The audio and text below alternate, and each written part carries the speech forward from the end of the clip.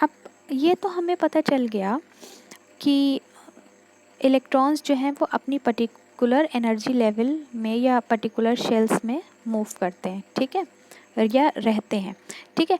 अब बात ये आती है कि कितनी इलेक्ट्रॉन्स जो हैं वो एक शेल्स में रह सकते हैं, है ना। आप अभी जब पहली वीडियोस आप देख रहे होंगे तो आपके मन में भी ये सवाल आया होगा कि शेल्स, जैसे पहली शेल है के, है ना, पहली शेल जैसे कोई भी इलेक्ट्रॉन है, जैसे मान लीजिए ये कोई भी इलेक्ट्रॉन है, तो उस इलेक्ट्रॉन कोई भी एटम है तो उस एटम के चारों तरफ क्या है, एनर्जी लेवल शेल्स हैं या ऑर्बिट है।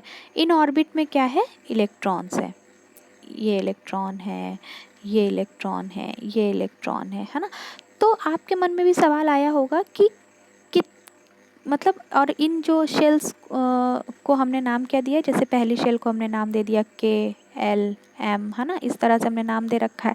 तो आपके मन में क्वेश्चन ये आया होगा कि के वाली शेल जो है या के नाम की जो शेल है उसमें कितने इलेक्ट्रॉन हो सकते हैं, या एल में कितने इलेक्ट्रॉन हो सकते हैं, है ना। भाई एक कमरा है तो एक कमरे, जैसे मान लीजिए कोई कमरा है तो उस कमरे में कितने लोग रह सकते हैं मैक्सिमम, है ना। या एक सीट है, आप जैसे आप क्लासेस में जब बैठते थे तो एक सीट पे मैक्सिमम कितने बच्चे बैठ सकते हैं एक बेंच पे, है ना। तो उसी तरह हर शेल्स में मैक्सिमम कितने इलेक्ट्रॉन्स रह सकते हैं, ये सबसे बड़ा सवाल था, है ना। ये सवाल सबसे बड़ा सवाल बन गया कि आप बताइए कि किस ऑर्बिट में कितने इलेक्ट्रॉन रहेंगे, है ना। माने के वाली ऑर्बिट में कितने इलेक्ट्रॉन रहेंगे और एल में कितने इलेक्ट्रॉन रहेंगे। तो इसको पर्टिकुलर टैकल करने के लिए बोर्ड ने जो है हमको मॉडल दिया 2n² का, है ना। इन्होंने एक थ्योरी बनाई जिससे क्या किया कि एक फॉर्मूला बना दिया जिसको बोला कि 2n² फॉर्मूला, ठीक है। क्या बोला, 2n² formula where n is n energy level, है ना, यानी n क्या है, आप इसको n को नंबर ऑफ शेल्स भी कह सकते हैं, ठीक है। तो जैसे मान लीजिए अब यहाँ पर देखिए बड़ा सिस्टमेटिक तरीके से यहाँ पे सॉल्व करके आपको दिखाया गया है, अगर हम आप समझ पा रहे हैं आप इसमें तो देखिए पहला वाला, जैसे अगर n क्या है, n माने है नंबर ऑफ शेल्स, है ना। तो पहला क्या है आपका, जैसे n है आपका पहला वाला, इसको मिटा देते हैं, है ना। तो जैसे पहला है हमारा n, है ना, n क्या है, नंबर ऑफ शेल्स है। तो अगर पहली शेल है, पहली शेल, तो हम n की जगह क्या रखेंगे, 1 रखेंगे। तो 2n² फॉर्मूला हमने लगाया, n की जगह हमने 1 रखा, 2 और 1 का स्क्वायर 1 ही होता है ना, यानी 2 1 ज़ा 2, यानी पहली शेल में, के शेल में कितने मैक्सिमम इलेक्ट्रॉन रह सकते हैं, 2, है ना, यानी पहली शेल में, के शेल में मैक्सिमम 2 इलेक्ट्रॉन रह सकते हैं। अब अगर मान लीजिए बात दूसरी शेल की हो रही है ना, तो n की जगह हम क्या रखेंगे, n की जगह हम रखेंगे 2, है ना। देखिए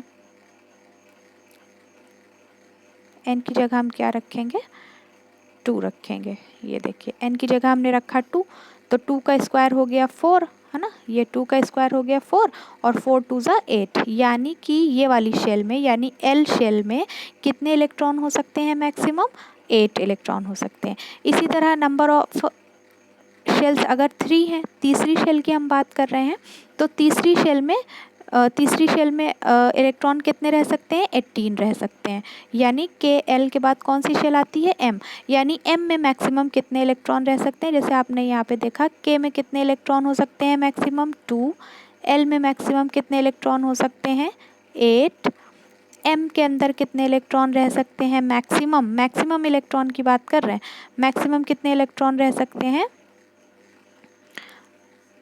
18, है ना, ठीक है, आ रहा है ना समझ में। तो इस तरह से ये जो हमारे हमारे जो बोर्ड थे, इन्होंने 2n² थ्योरी दे दी।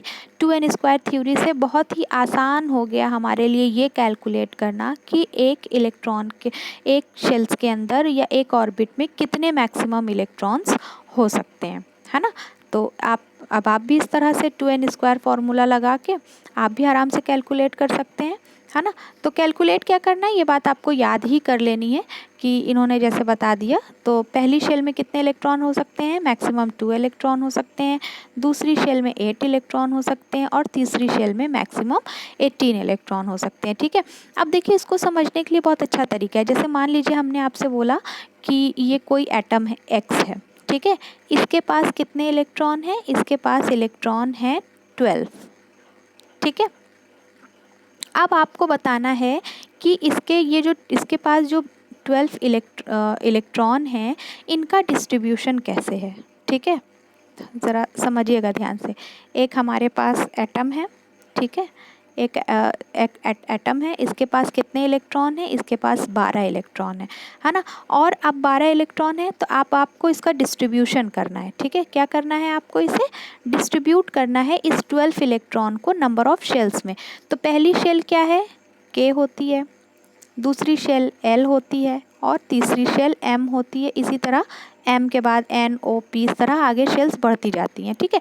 तो अब जैसे ये वाला जो हमारा एटम है इसके पास टोटल कितने इलेक्ट्रॉन है, 12 इलेक्ट्रॉन है। तो पहली शेल में कितने इलेक्ट्रॉन हो सकते हैं, मैक्सिमम 2 हो सकते हैं, 2 से ज़्यादा नहीं हो सकते, ठीक है। तो 12 में से 2 एडजस्ट हो गए, कितने बचे, 10 बचे।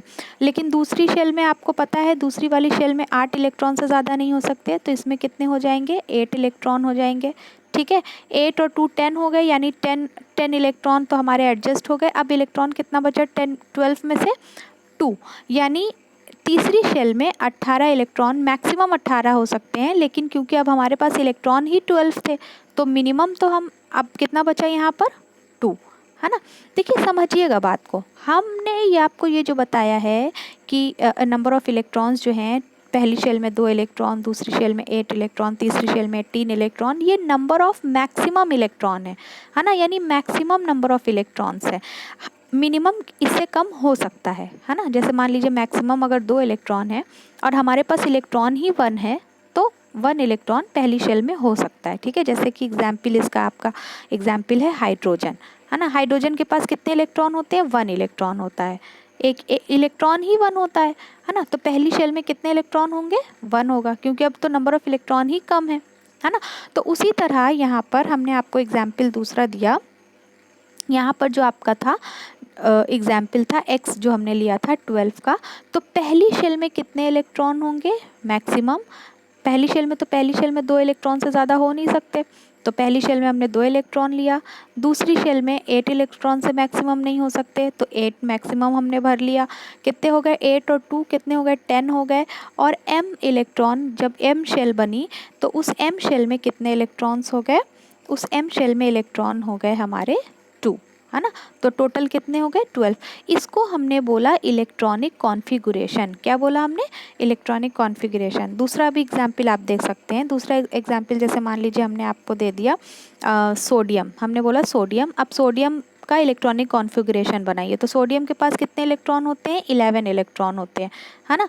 सोडियम के पास 11 इलेक्ट्रॉन होते हैं। तो पहली शेल में सोडियम के पास कितने इलेक्ट्रॉन हो जाएंगे, 2, K के बाद L फिर M आता है ना। तो पहली शेल में 2 हो गए, L में कितना हो गया, 8 हो गया, 2 और 8 कितने हो गए, 10, और बचा कितना, 1। तो 1 इलेक्ट्रॉन आपका M में आ जाएगा, है ना। तो इस तरह से इलेक्ट्रॉनिक कॉन्फ़िगरेशन आपका बन गया। तो इसको बोलते हैं नंबर डिस्ट्रीब्यूशन ऑफ इलेक्ट्रॉन या इलेक्ट्रॉनिक कॉन्फ़िगरेशन ऑफ एटम्स, है ना। किसी भी एटम का इलेक्ट्रॉनिक कॉन्फ़िगरेशन क्या होगा, इस तरह से K L M जो नंबर ऑफ शेल्स हैं उनमें कितने इलेक्ट्रॉन्स आ सकते हैं, इसका डिस्ट्रीब्यूशन आपको करना आ जाना चाहिए अब इस वीडियो को देखने के बाद, ठीक है। चलिए आगे देखते हैं।